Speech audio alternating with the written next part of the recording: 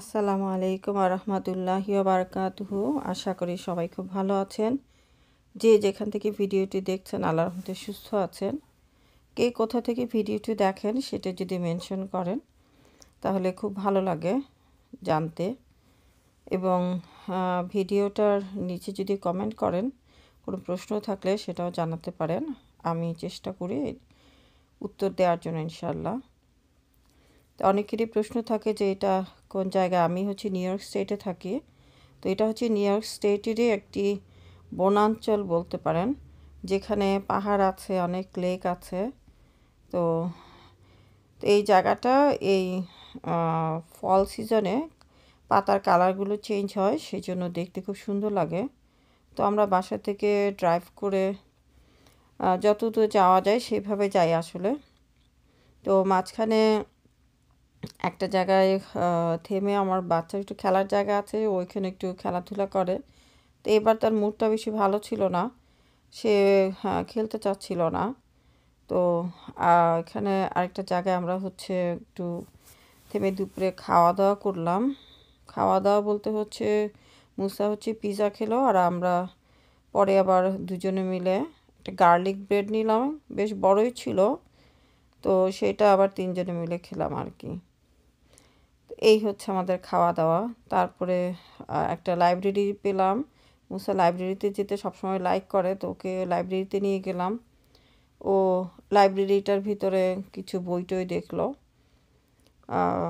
তো ওইখান থেকে বই বড় করা যেত না, কারণ যেহেতু আমাদের এরিয়ার ভিতরে না আর কি। এই তো আশেপাশে লেকগুলোতে নেমে একটু জাস্ট উকি মেরে দেখা আর কি। আর সব জায়গাতে আপনি ইচ্ছা করলে কিছুক্ষণ পরপরই বাথরুমের ব্যবস্থা আছে, এবং চেঞ্জিং স্টেশন আছে। ছোট বাচ্চা থাকলে আপনি বাচ্চা ডায়াপারও চেঞ্জ করতে পারবেন। এটা খুবই ছোটোখাটো এরিয়া এগুলো, তবে সুন্দর করে সাজানো আর কি, দেখতে ভালো লাগে। দোকানগুলোর বেশ অনেকগুলোই হচ্ছে কটেজের মতো আর কি।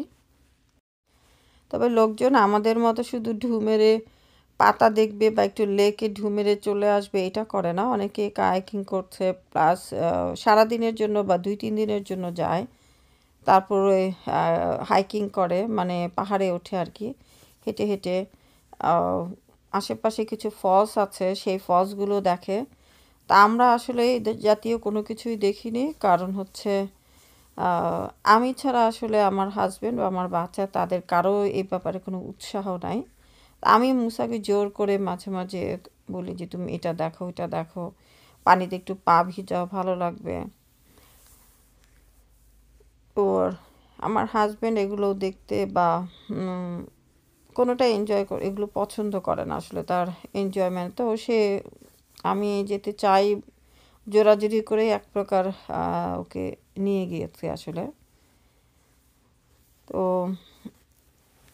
গত পর্বে আমি গত ভিডিওতে সেটা ছিল, আপনারা যে লেকগুলো দেখেছেন সেগুলো ছিল ওল্ড ফর্জের lake, 4th lake, 7th lake.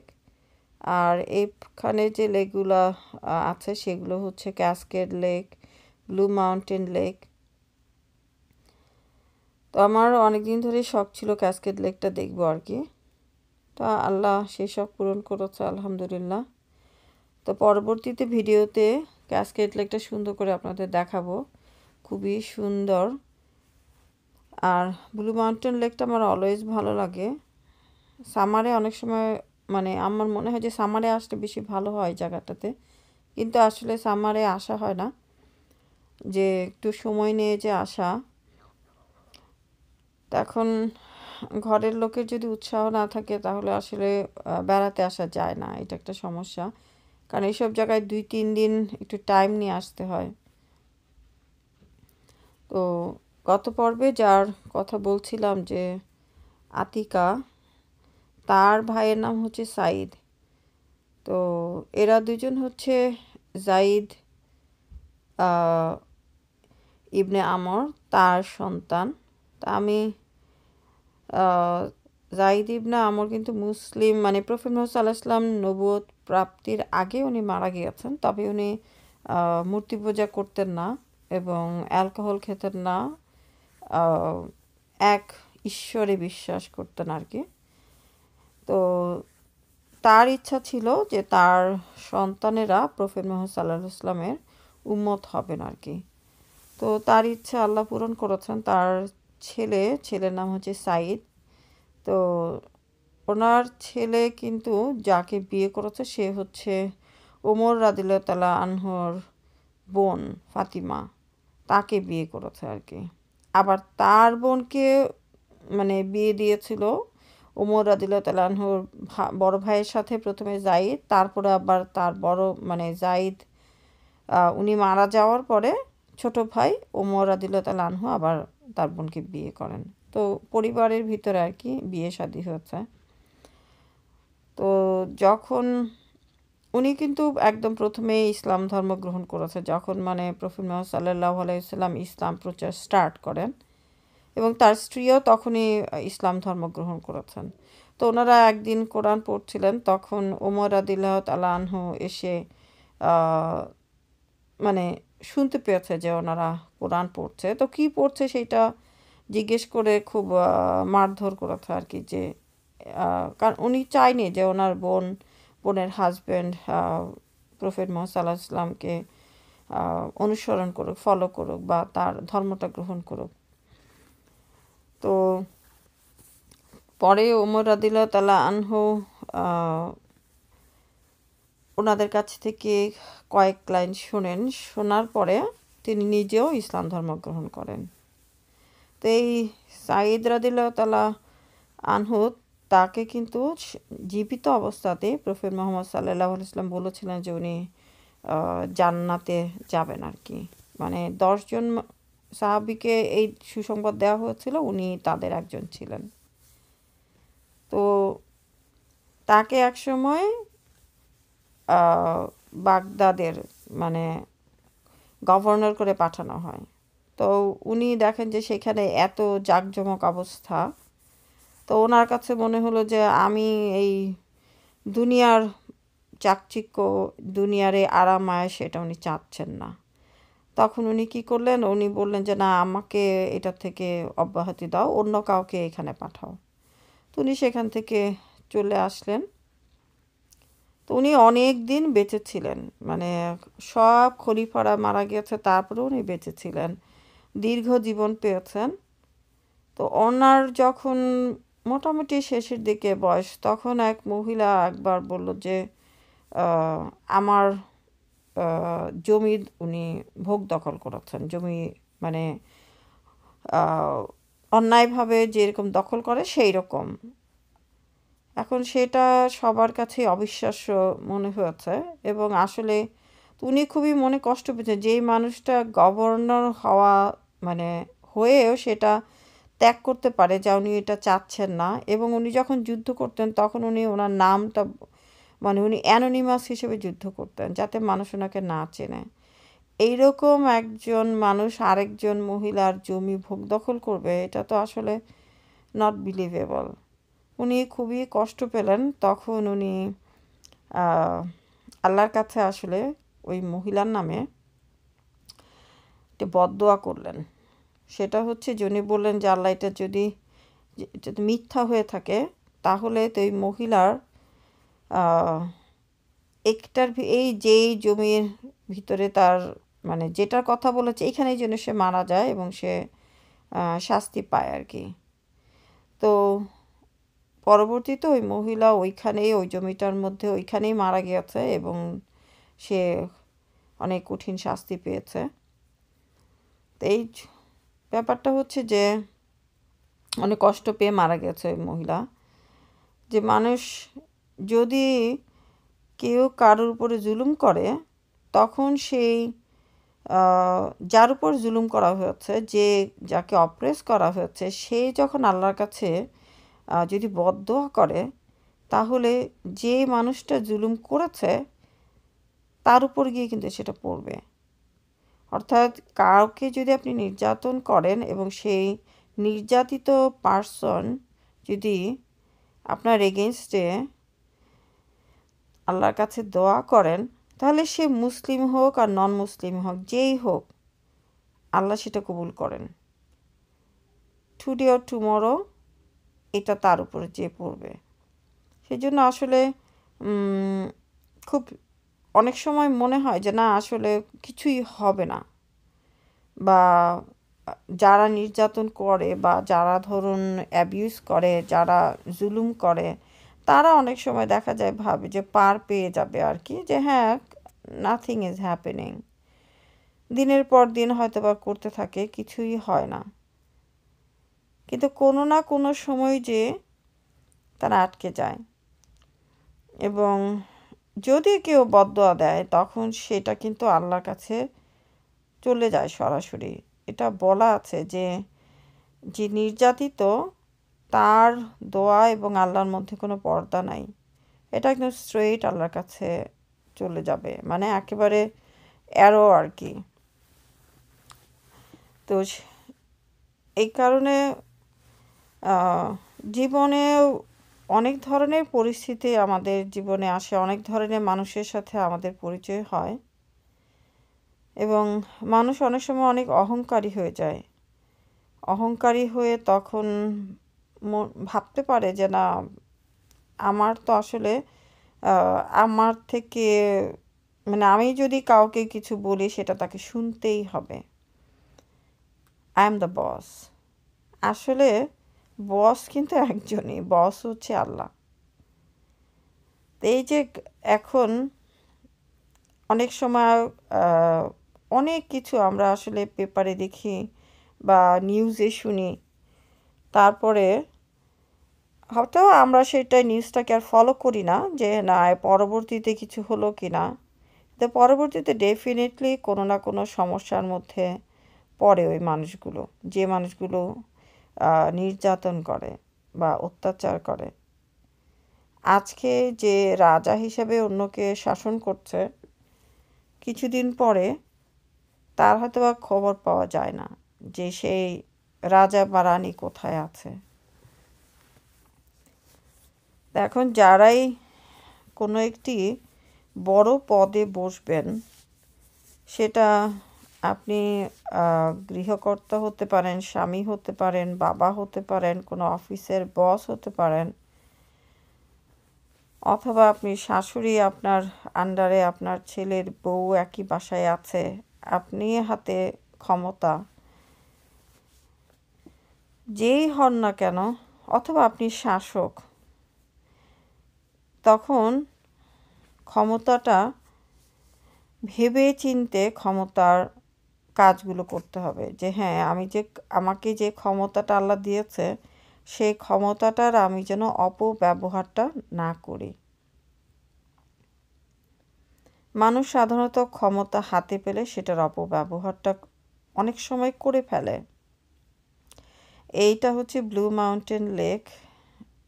এটার পানিটা এত ক্লিয়ার, আমি বসে কিছুক্ষণ পা ভিজিয়ে রাখলাম। পানিটা খুবই ক্লিয়ার আমার কাছে। এইখানে আমি যখনই যাই খুব ভাল লাগে। একজন ভদ্রলোক, উনি পানিতে সুইমিং করছিল, নেমে তার ওয়াইফ হবে বসেছিল, সে আবার বলছে পানিটা খুব ঠান্ডা। তো আমি প্রথমে বুঝিনি যে ওখানে মানুষ আছে, কারণ গলা পর্যন্ত ভিতরে ঢুকানো, শুধু মাথা দেখা যাচ্ছে। কাছে যাওয়ার পরে বুঝতে পেরেছি যে এটা একটা মানুষ। তো আমি পরে একটু পা ভিজিয়ে বসেছিলাম, তা আমার কাছে খুব ভালো লাগছিল। সামারে এখানে আসলে আসাটা খুবই জরুরি। এই লেকটার সামারে ভালো হবে। তবে এই ব্লু মাউন্টেন লেকটার একটাই সমস্যা, এই জায়গাটায় পাবলিক বাথরুম নাই। তো এটা জরুরি ছিল। পাশে দোকান আছে, ওই দোকানে আপনি যদি কিছু কেনেন তাহলে হয়তো বা পিৎজার রেস্টুরেন্ট আছে, তখন হয়তো বা আপনি ওদের ওয়াশরুম ইউজ করার অনুমতি পাবেন আর কি। তো এটার পরে হচ্ছে টাপার লেক।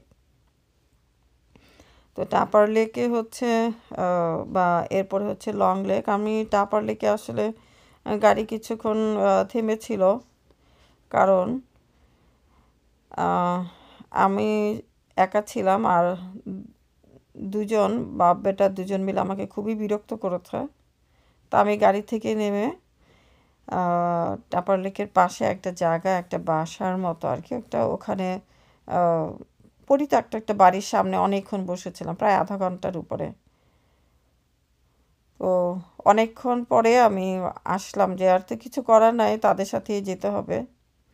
তো আসার পরে আমি ভেবেছিলাম যে বাসায় চলে আসব, কিন্তু তাদের দুজনের যন্ত্রণায় তখন আমি বললাম যে না, আরও সামনের দিকে যাব, এখন আমি কিছুতেই বাসায় যাব না। তখন আর কি করা, সামনের দিকে আমরা যাওয়া শুরু করলাম, এবং যেতে যেতে আমরা টাপার লেক ক্রস করলাম, লং লেক ক্রস করলাম, তারপরে আমরা চলে গেলাম স্যারানক লেকে। সেখানে হচ্ছে লেক ফ্লাওয়ারে কিছুক্ষণ থামলাম। আমার মন মেজাজ তখনও একটুও ভালো হয়নি। ওই লেকটা খুবই সুন্দর ছিল, কিন্তু আমি আসলে ভিডিও করিনি। আমার খুবই আমি আপসেট ছিলাম তখন। সেখানে কিছুক্ষণ সেখানে আমার হাজব্যান্ড আর আমি নামাজ পড়লাম। সেখানে সুন্দর বাথরুম আছে 4টা। তো ওইখানে অনেকক্ষণ টাইম পাস করলাম। করতে করতে আমরা যখন এরপরে একটু সামনের দিকে গেলাম, মিরর লেক পর্যন্ত চলে গিয়েছে, লেক প্লাসিডে। তখন যখন গেলাম তখন বিকাল 4টা পার হয়ে গেছে। তো আমার হাজব্যান্ড বললেন যে না, একটা রাত হয়ে গেছে, এখন আর ব্যাক করা যাবে না। তো আমরা একটা জায়গা দেখে থেকে যাই রাতে।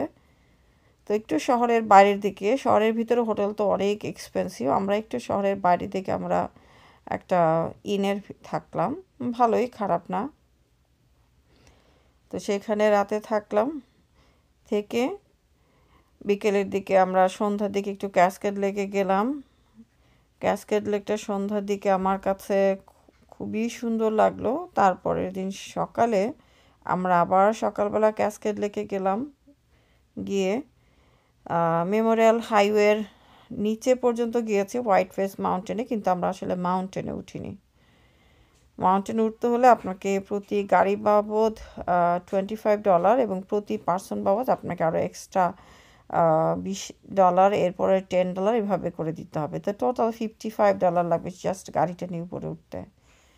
তো সেই জন্য আমি ভাবলাম যে থাক, দরকার নাই, এমনি হোটেল ভাড়া খরচ হচ্ছে। তো তারপরে হচ্ছে আমরা আবার আমি অলিম্পিক মিউজিয়ামটা একটু দেখলাম, দেখে তারপরে আবার ব্যাক করলাম। তো যাওয়ার সময় এবং আসার সময় 2 সময় আমরা একটা রেস্টুরেন্টে থেমেছিলাম, যেটা পিৎজা রেস্টুরেন্ট, যেটা ইনলেটে। আর ওখানে হচ্ছে আরেকটা দোকানে, একটা উইলিংটনে একটা ফ্যামিলি রেস্টুরেন্টের মতো আর কি, সেখানে হচ্ছে ডিনার করেছিলাম। তো আমি আসলে ওগুলো কিছু খাই না, আমি জাস্ট হচ্ছে রুটি দিয়েছিল কমপ্লিমেন্টারি ব্রেড, আমি সেই কমপ্লিমেন্টারি সাদা ব্রেডই খেয়েছি। আর আমার হাজব্যান্ড খেলো হচ্ছে এগ প্ল্যান্ট পারমিজান আর পাস্তা। আমার মুসাও খেয়েছে পাস্তা। আর হ্যানাফোর্ড ছিল, আমরা হ্যানাফোর্ডে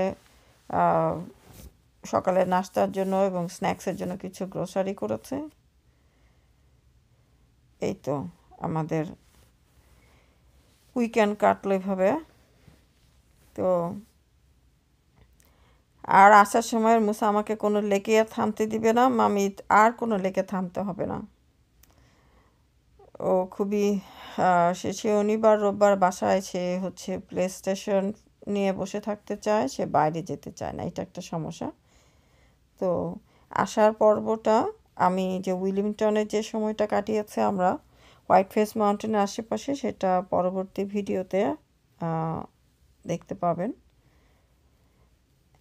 তো আমি চেষ্টা করেছি যে এই জায়গাটা ভিডিও করার জন্য, যাতে যারা এখানে কখনো আসেননি বা আসার সুযোগ নেই তারা যেন দেখতে পান। আমার কাছে খুব ভালো লাগে। তা এখন আপনাদের কাছে ভালো লাগে কিনা বা লেগেছে কিনা বলতে পারছি না। যদি ভালো লেগে থাকে জানাবেন যে ভালো লেগেছে। আর আমি মাঝে মাঝে যে একটু টপিকস নিয়ে কথা বলে আলোচনা করি, এটা হচ্ছে শেখ ওমর সুলাইমান, ওনার একটা সিরিজ আছে, সেখানে উনি সাহাবাদেরকে নিয়ে তাদের লাইফ স্টোরিটা বলেন আর কি। তো এটা ইংলিশে। তো আমি সেই মানে আমার ইতিহাসের এই যারা আসলে তারকা, এরাই আসলে রিয়েল তারকা, যাদের সম্বন্ধে আমাদের স্কুল কলেজ কোথাও আসলে পড়ানো হয়নি এবং আমাদের জানাও হয় না, বা টিভিতেও কখনো কোনো অনুষ্ঠানেও বলা হয় না। তারকা কথন, তারকা লাভ, বহু তারকা তারকা লিখে অনেক ইন্টারভিউ দেখি বাংলাদেশ টিভিগুলোতে, বিভিন্ন চ্যানেল অথবা ব্যক্তিগতভাবে চ্যানেল খুলে এই ইন্টারভিউ নেওয়া হয়। এরা হচ্ছে সবাই মুভি করে, মুভি অ্যাক্টর, অ্যাক্ট্রেস, মডেল, তারপর হচ্ছে মিউজিশিয়ান, বা এদেরকে নিয়ে কথা বলা হয়। ইভেন এমনকি যারা ব্যান্ড প্রমোটার, তাদেরকে নিয়েও জিজ্ঞেস করা হচ্ছে। কতবার একজনেরই যে কত লক্ষ লক্ষ ইন্টারভিউ নেওয়া হচ্ছে, সে কিভাবে বিয়ে করলো, কিভাবে বিয়ে হলো, এই মানে এই একই কথা বারবার। অথচ যারা আসল তারকা, যারা হচ্ছে সাহাবী, যা এদের কথা কখনোই কোনো জায়গায় আমি আলোচনা করতে শুনি না আসলে।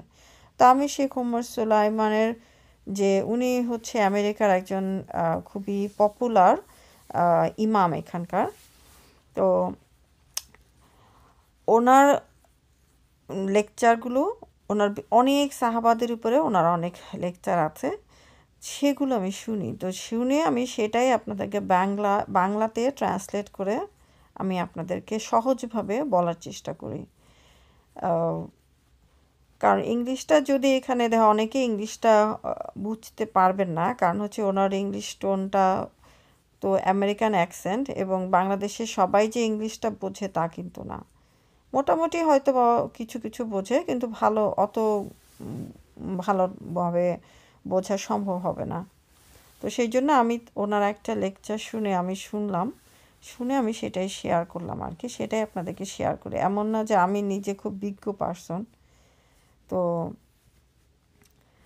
এটা হচ্ছে জানার জন্য, এরা হচ্ছে আসল তারকা, যে যাদের সম্বন্ধে আমাদের জানা উচিত, আমাদের ছেলে মেয়েদের জানা উচিত। এখন আমি নিজেই যদি না জানি, তাহলে আমি আমার ছেলে মেয়েকে কীভাবে জানাবো, তাই না? এখন ধরুন, এই যে অপু বিশ্বাস, বুবলি, শাকিব খান, এদেরকে নিয়ে কত কত ইন্টারভিউ, কত এদের কত লোকে চেনে, অথচ এই সাহাবাদের কয়জন লোকে চেনে বলুন? চিনতে হবে আমাদের, তাই না?